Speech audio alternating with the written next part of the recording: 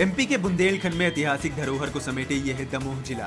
दुनिया भर में मशहूर जैन तीर्थ कुंडलपुर यही है, तो बांधकपुर जैसे मशहूर शिवधाम भी दमोह जिले में आता है। गोंडवाना यानी रानी दुर्गावती के साम्राज्य का हिस्सा रहा दमोह अब भी विकास से कोसों दूर है। बुंदेलखंड के इस जिले में मध्य प्रदेश की शिवराज सरकार में जयंत मलवैया वित्त मंत्री, रामकृष्ण कुसुमरिया कृषि मंत्री और दशरथ सिंह लोधी ऊर्जा राज्य मंत्री हैं। फिर भी दमोह विकास की बाट जोह रहा है। दमोह जिले में 4 विधानसभा सीटें हैं, दमोह, पथरिया, जबेरा और हटा। दमोह विधानसभा पर फिर इस बार बीजेपी के डॉक्टर जयंत मलवैया और कांग्रेस के दिग्गज चंद्रभान सिंह के बीच टक्कर है। पथरिया से विधायक और कृषि मंत्री रामकृष्ण कुसुमरिया को इस बार बीजेपी पड़ोस के छतरपुर जिले से चुनाव लड़ा रही है। दमोह में 8,10,752 मतदाता हैं। दमोह जिला पानी की किल्लत के लिए बदनाम रहा है। यहाँ पीने के पानी के अलावा स्कूलों और अस्पतालों की समस्या है। हाल में ओला पड़ने से फसलें बर्बाद हो गई हैं। फिलहाल जो ओलावृष्टि हुई, अभी तक कोई मुआवजा किसानों को नहीं बांटा गया। आदमी यहाँ का उनके गुंडा राज से डर रहा है। यहाँ तो गुंडागर्दी तो पूरे विधानसभा में है ही नहीं है। दमोह में पर्यटन की अपार संभावनाएं हैं, लेकिन इस पर नेता ध्यान नहीं देते। मध्य प्रदेश में 25 नवंबर को वोटिंग होगी।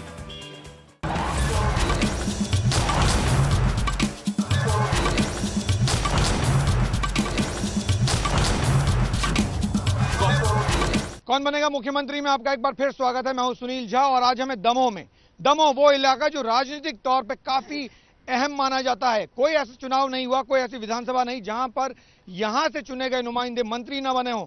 ये इसकी पहचान है। बीजेपी से राष्ट्रीय सचिव हैं हमारे साथ डॉक्टर सुधा मलैया जी, जो उम्मीदवार की तरफ से रिप्रेजेंट भी करेंगी।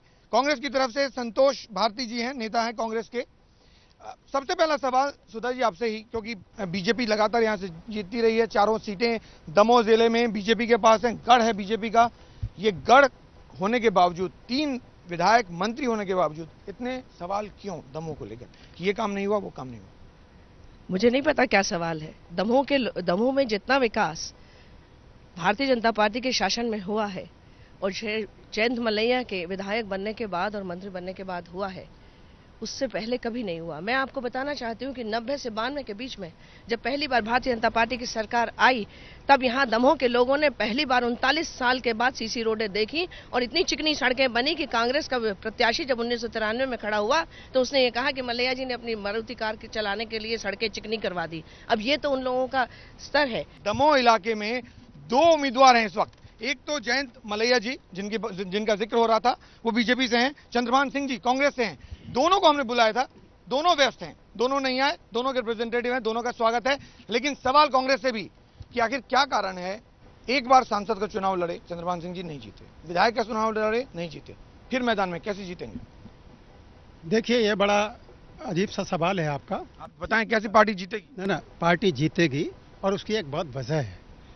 बहुत बड़े बड़े दावे विकास के किए जा रहे हैं। मेरे पास ये केवल कागजी आंकड़े बताए जा रहे हैं। मैं चाहता हूं शांति से केवल 3 बातें सुन ली जाए। अब बल तो ये है कि एक मुखौटा है। ये कहना कि जो ठेके होते हैं वो फला के होते हैं, फलाने ने सड़कें बनाई। मैं इस बात का साक्ष्य रखता हूं प्रामाणिक कि ये सड़कें केवल और केवल मंत्री पुत्र की कंपनी ने, अर्जुन निर्माण ने बनवाई हैं। ठेके किसी और के नाम से होते हैं, लेकिन ठेकों में जो सड़कें बनी उसमें एक खास बात है। एक बदलाव किया गया जिसमें मंत्री पद के प्रभाव का दुरुपयोग किया गया। वो क्या किया गया कि सड़क की जो उम्र है गुणवत्ता की, वो केवल 1 वर्ष होगी। सड़क बनते बनते 1 साल होता है। सड़क बनते साथ पहली साल में उखड़ जाती है। बिजली का जवाब तो शिवराज सिंह चौहान जी दे चुके हैं। बिजली के मुद्दे पर भारतीय जनता पार्टी की सरकार शासन में आई और बिजली 24 घंटे बिजली देने का वायदा ही नहीं किया, उसको क्रियान्वित किया। अटल ज्योति योजना के तहत आज 24 घंटे मध्य प्रदेश में बिजली दी जा रही है। आज सड़कें, आप कैसी बातें कर रहे हैं? दमोह से सागर का राजमार्ग देखिए, दमोह से जबलपुर का राजमार्ग देखिए। आज पूरे राजमार्ग सारे बने। जो राजमार्ग नहीं बनता हुआ दिखता है वो नेशनल हाईवेज है। पानी का आपने पहले ही बता दिया, काफी कम हुआ है। नहीं, काफी कम हुआ, यही मैं बताना चाहती हूँ। आप लोग बताइए, आप लोग के मुताबिक मुद्दे क्या है? क्या काम नहीं हुआ? यहाँ काम क्या हुआ मैं पूछ रहा हूँ। खैराती अस्पताल है जो जनता जनार्दन के लिए है और वहाँ विजयनगर है। विजयनगर में जाओ 66 तो लीज का बेचा है, वो तो खरीदी हुई जमीन है। टंडन बगीचा तो लीज का है।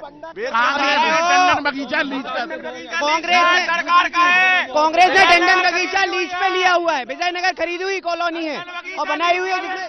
मैं कांग्रेस के प्रत्याशी से पूछना चाहता हूं कि जो भ्रष्टाचार की बातें कर रहे हैं, उनकी खुद की गैस एजेंसी से 1000 रुपए में टंकी पूरे शहर में ब्लैक में बिक रही है। 5000 फर्जी कार्ड बनाए हैं गैस के, कौन से कर रहे हैं? खुद की कॉलोनियां काट रही है। जो हाउसिंग बोर्ड की कॉलोनियां थी वो बनना बंद हो गई है। लीज की जगह और ये बोल रहे हैं ना, बोले तो ना बड़े भाई, जो हाउसिंग बोर्ड की कॉलोनियां बनती थी वो क्यों बंद हुई, मेरा सवाल है। और दूसरी चीज, जो शिक्षा का जो व्यवसायीकरण कर दिया गया है, क्या वो सही है? बेरोजगारी है, बिजली है, सड़क एक परेशानी है, भ्रष्टाचार है, गुंडागर्दी एक परेशानी है, किसानों का आत्महत्या एक बहुत बड़ी परेशानी है। चुप रहे आप लोग। किसानों की आप पीछे जाए, चलिए पीछे चलिए।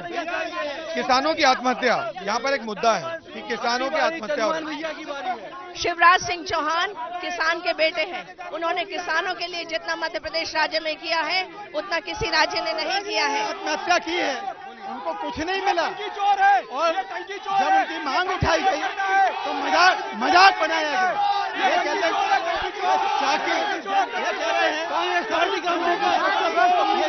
यहाँ आलम देख सकते हैं, आरोप प्रत्यारोप का दौर चालू है और कोई किसी की सुनने को तैयार नहीं।